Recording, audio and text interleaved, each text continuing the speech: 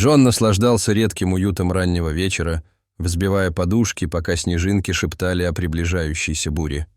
Снаружи было безжалостно холодно, но внутри старик находил утешение в тепле своей постели. Только он собрался устроиться поудобнее, как тишину нарушил звонок в дверь. Вздрогнув, он зашагал вниз по лестнице, бормоча что-то о неожиданных посетителях в столь поздний час.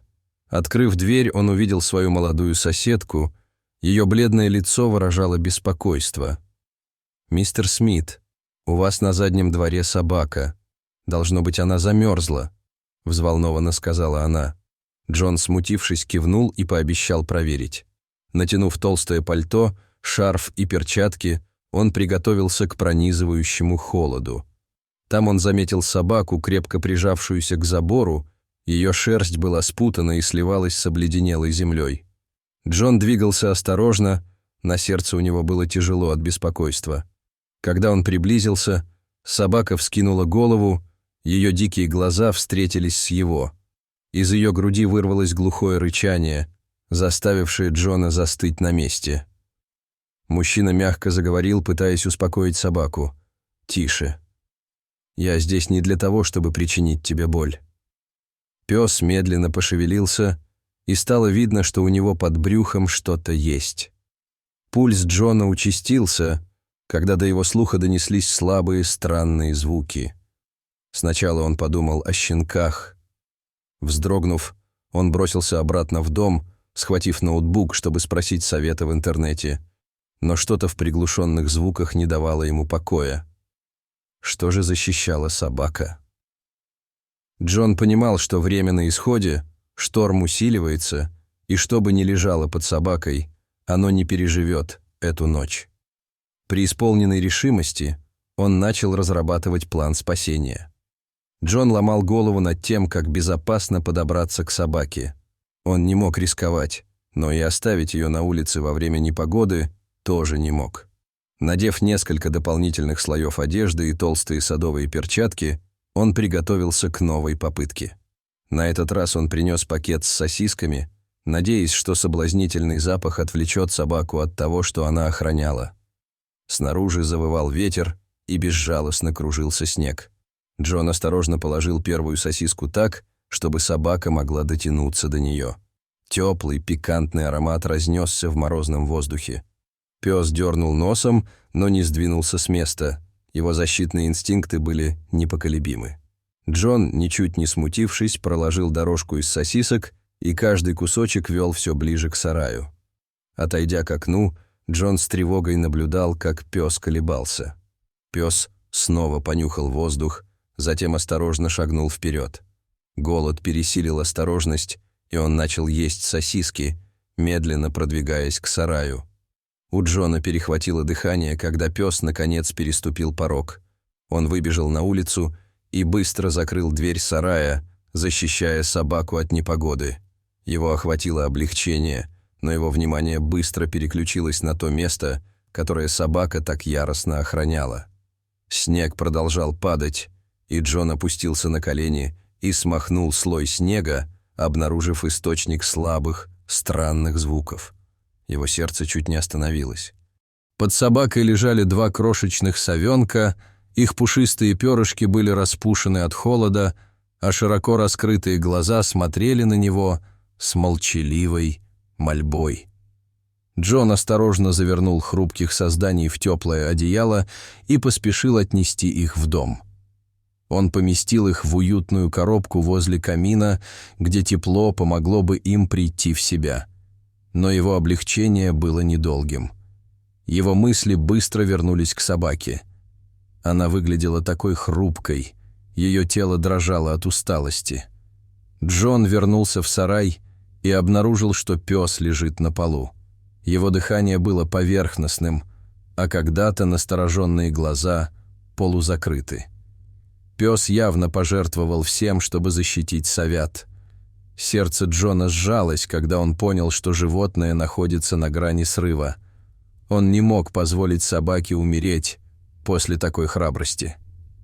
Собравшись с силами, Джон поднял хрупкое животное на руки и отнес в дом. Внутри Джон осторожно положил собаку возле камина, завернув ее в толстое одеяло. Тепло от огня наполняло комнату, но, казалось, на собаку это не действовало. Ее дыхание оставалось поверхностным, хрупкое тело не реагировало.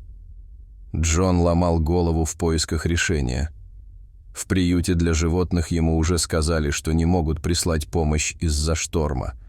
Тогда Джон позвонил своему другу, местному ветеринару. «Вы должны мне помочь», — умолял он хриплым от нетерпения голосом. Ветеринар, осознав серьезность ситуации, согласился без колебаний. Полной решимости спасти собаку, Джон плотно завернул ее в одеяло и приготовился к опасной поездке.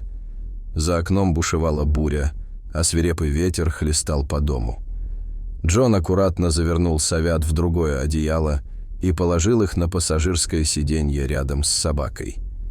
Поездка к ветеринару была опасной. Обледенелые дороги и плохая видимость превращали каждый поворот в рискованную игру. Джон крепко сжал руль. Его сердце бешено колотилось, когда автомобиль слегка заносило на замерзшей дороге. Наконец, сквозь снежную занавесу показался дом ветеринара. Джон прерывисто выдохнул, когда заехал на стоянку и внес собаку внутрь. Ветеринар был готов и сразу же отнес собаку в подсобку для оказания неотложной помощи. Джон остался в комнате ожидания, а совята уютно устроились в своем одеяле. Шли часы, и каждое мгновение тянулось невыносимо долго, пока Джон сидел в тишине. Когда ветеринар наконец появился, на его лице сияла ободряющая улыбка. «Джон, ты совершил нечто экстраординарное», — сказал он.